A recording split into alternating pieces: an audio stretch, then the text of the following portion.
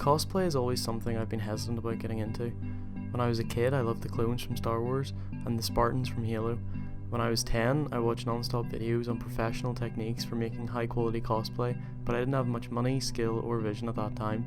A few years later, Pepakura was picking up and it piqued my interest.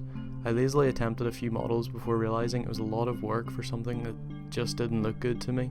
No disrespect to the people who actually followed through on Pepakura builds, you're more patient than I was. I've been lurking the cosplay subreddit for ages now, hoping that one of the posts will finally inspire me to move my butt, but it was a recommended video on YouTube that finally brought me into the community. That video was about 3D printing.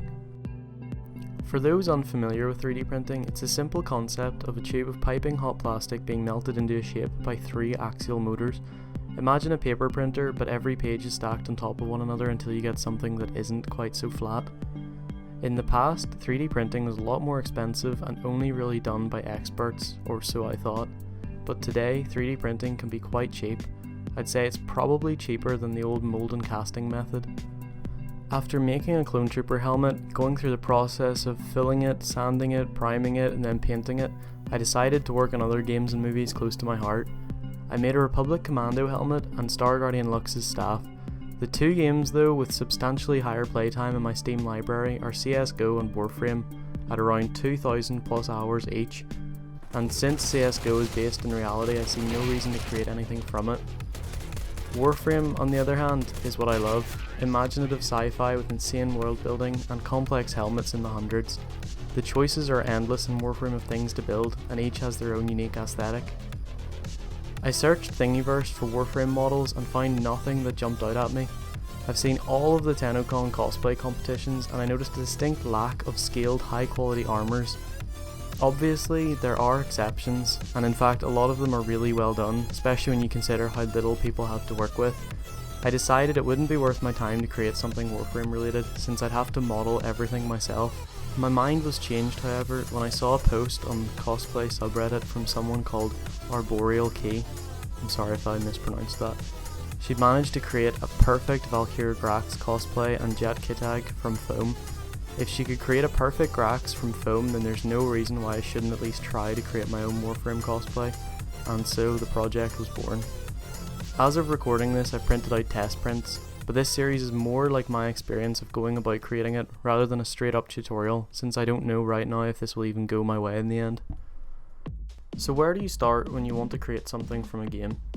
Well, you need to know what you want to make, then go about getting reference images, and then you need to think about how you're going to go about turning something from your game into the real world. To add some quick warnings before I begin on the Warframe element of the video, cosplaying and prop making in general is quite expensive, especially if you want to make something to a high quality, but more than money, it'll eat away at your time. The average time of a helmet print, like my clone, is around 100 plus hours, followed by around 50 hours of sanding, using filler to get rid of print lines, spraying it with filler primer, and the painting and detailing. If you don't have a lot of time, or you feel you don't have the patience for this kind of thing, there's no shame in just buying something similar, or paying someone else to do it for you. So for my project, I wanted to pick my favourite frame, Nezha. However, I also looked at a few Warframes to see what my absolute favourite designs were, and then whether they would be viable for building. And what I mean by this is, frames like Necros have hollow parts through their skins. Frames like Nova have energy flowing through their skins. Both of these could be solved with a little bit of creativity and imagination from whoever's viewing them, but I'd rather have my helmet be believable. If you're new to modelling and 3D printing and you intend to create your own model, then try to pick an easier helmet, as it'll make the next steps a lot easier. Also, I believe a few of the models from the game can be found in the TennoGen packs, so definitely consider those, if you don't mind whichever models they have. Now that we've got an idea of what we'll be making, pick some easy to pick out colours and remove any attachments and sandanas that are in the way, then head into Captura. Once you have a position with good lighting and nothing obscuring your shot, take a few screenshots at different angles.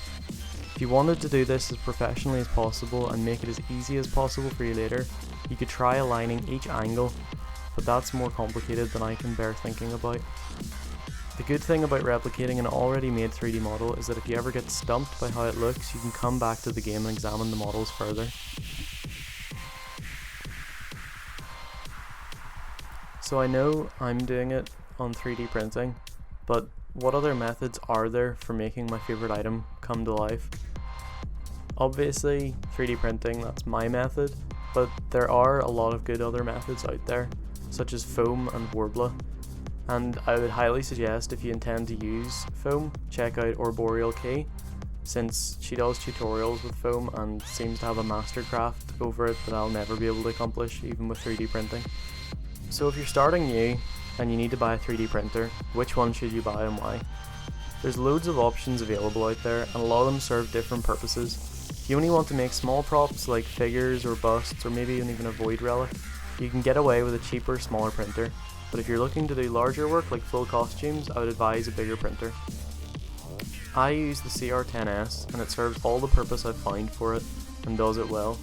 It's got a large build area making it perfect for this kind of stuff, plus it's relatively cheap and reliable for the price point. If money is a concern, you can still use a smaller printer and then do some creative cutting later on. It'll be more work for sure, but it's still possible. For PLA that you put into the printers, just use whatever. We'll cover settings later on down the line, but most PLA is the same, just make sure it's got the right diameter for your printer. In terms of cost, both monetary and time, for a helmet you'll end up spending about £15–30 on PLA depending on the size.